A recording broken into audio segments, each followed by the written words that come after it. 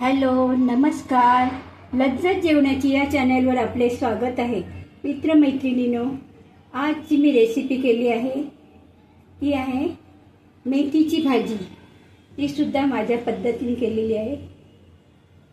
त्यासाठी लागणारे साहित्य पुढीलप्रमाणे. हल्ली बाजारात छान छान असा मेथी यायला लागली, मेथीची भाजी यायला लागली आहे. अशा जुड्या येतात, खूप हिरव्या भाज्या यायला लागल्यात.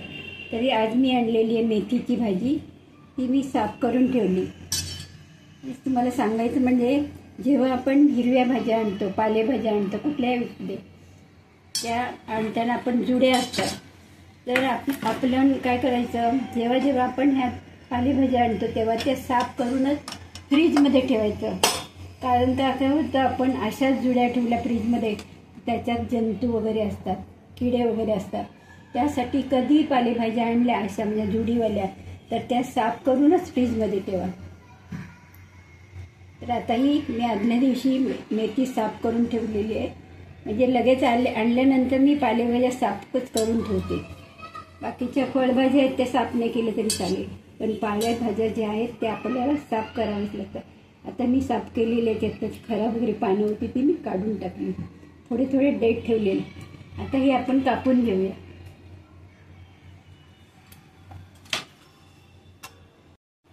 थोडे थोडे देठसुद्धा घ्यायचे. आता ही माझ्या पद्धतीची मी तुम्हाला भाजी करून दाखवते, महाराष्ट्रीयन पद्धतीची.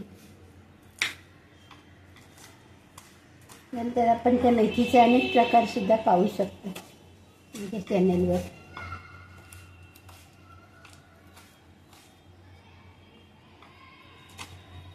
आत्ताच मेथी यायला सुरुवात झाली मार्केटमध्ये. डिसेंबरमध्ये आपल्याला भरपूर भाज्या खायला मिळणार आहेत. तरी मी अशी कापून घेतलेली आहे. आता इथे मी कढई गरम करत ठेवली. त्यात आपण टाकूया तेल.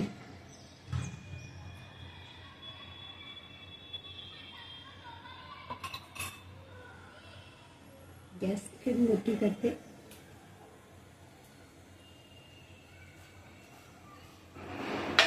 आता इथे घेतलेले मी मेथी कापून घेतलेली आहे. त्याच्यानंतर ते लसूण घेतले 2-3-4, 2 मिरच्या घेतल्या आहेत ओल्या, ओलं खोबरं घेतलं आहे, कांदा आणि इथे गेले हळद घेतली. एवढेच साहित्य मी वापरणार आहे. पालेभाजीला जास्त काही लागत नाही.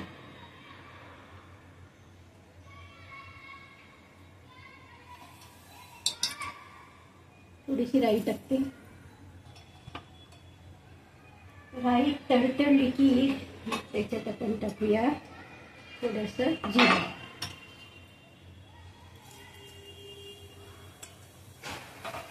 जिरं तडतडलं की लसूण टाकूया. लसूण ठेचलेलं आहे मी, जास्त लसूण नाही घेतलेलं. त्यानंतर ओली मिरची.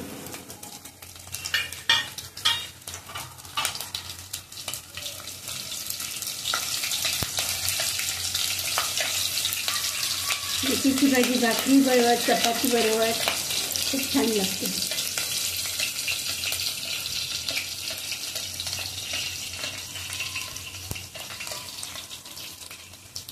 आता आपण टाकूया कांदा. पालेभाजीला कांदा भरपूर लागतो.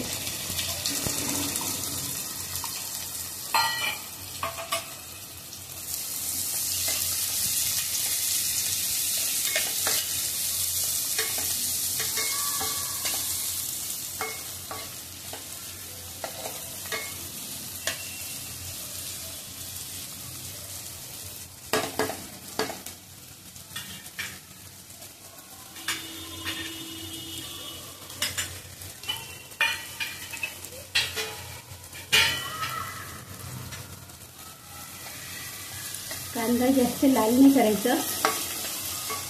थोडं नरम झालं की त्याच्यात आपण मेथीची भाजी टाकली आहे.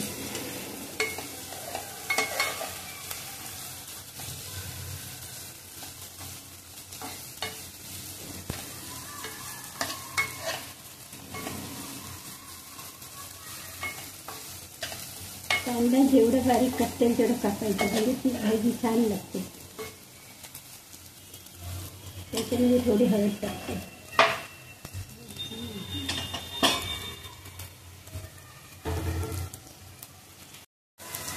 थोडीशी हळद टाकूया.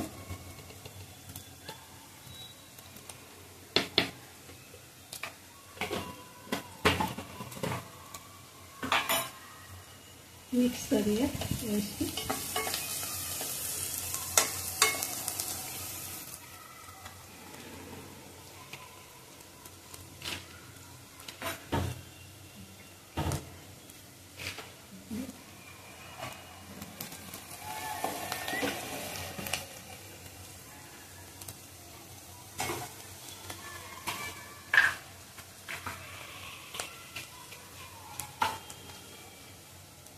थोडंसं हिंग टाकतो.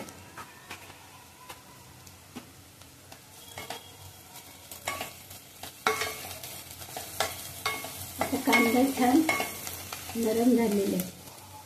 आता आपण ह्याच्यात टाकणार आहोत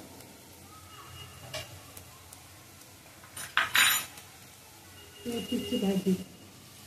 याची फ्लेम स्लो ठेवली आता मी.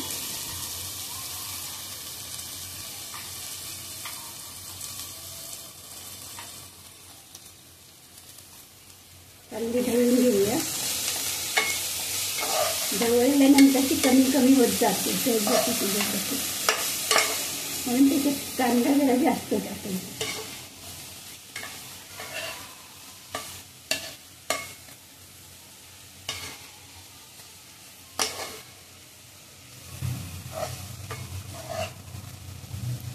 या दिवसात मेथीचे जास्त प्रकार आपण खायला पाहिजे. मेथी, सुंठ,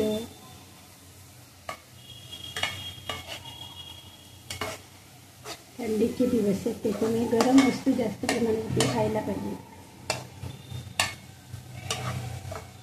आता याला जरा वाफ आणते आणि नंतर मीठ वगैरे टाकते, कारण आधी भाजी आळून जाणार, म्हणजे कमी कमी होत जाईल, त्यामुळे मिठाचं प्रमाण आपल्याला लगेच नाही कळणार. थोड्या वेळानंतर मी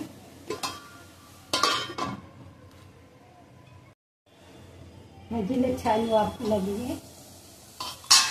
भाजी आपली शिजलेली आहे. भाजी शिजायला, पालेभाजी शिजायला जास्त वेळ लागत नाही. फक्त मुळ्याची भाजी असली की मुळा शिजायला वेळ लागतो. बाकीच्या पालेभाज्या पटकन शिजल्या जातात. थंडीमध्ये जेवढ्या पालेभाज्या मिळतात त्या आपण खायला पाहिजे. त्याच्यात टाकते मीठ त्याचप्रमाणे.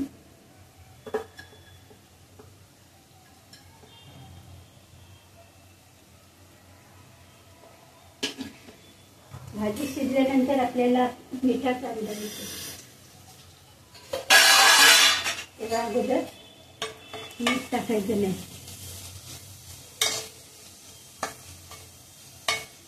थोडा गॅस मोठा करते.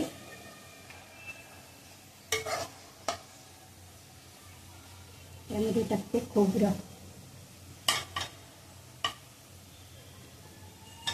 त्याच्या साईडला जी असते भाजी दिसत नाही, त्यामुळे ती मध्ये मध्ये काढावी लागते. आता खोबरं टाकलं. खोबरं हवं की नको तुमच्यावर आहे. तुम्हाला नसेल आवडत खोबरं भाजीमध्ये तर नाही टाकलं तरी चालेल.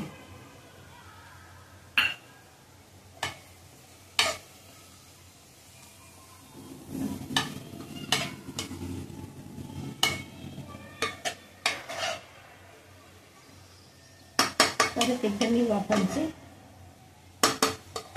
झाकण ठेवते. परत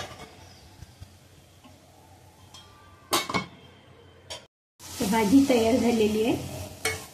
आता आपण काढून घेऊया.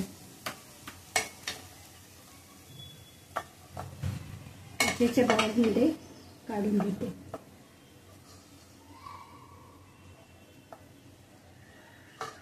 छान सुगंध सुटलेल्या मेथीच्या भाजीचं.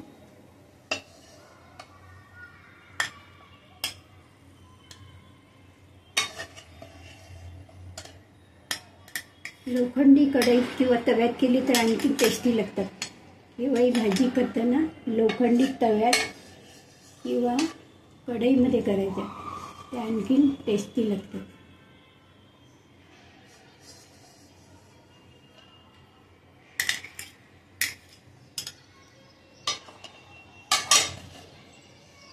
त्याच्यात थोडं खोबरं टाकून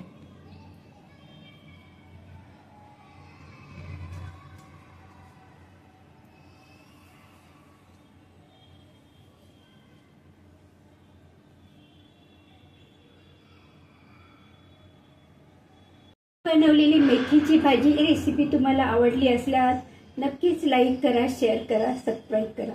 थँक्यू.